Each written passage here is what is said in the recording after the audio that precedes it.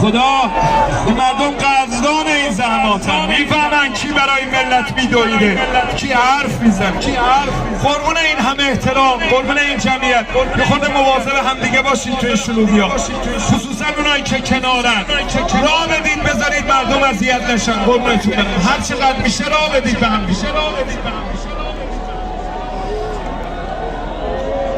يلا باص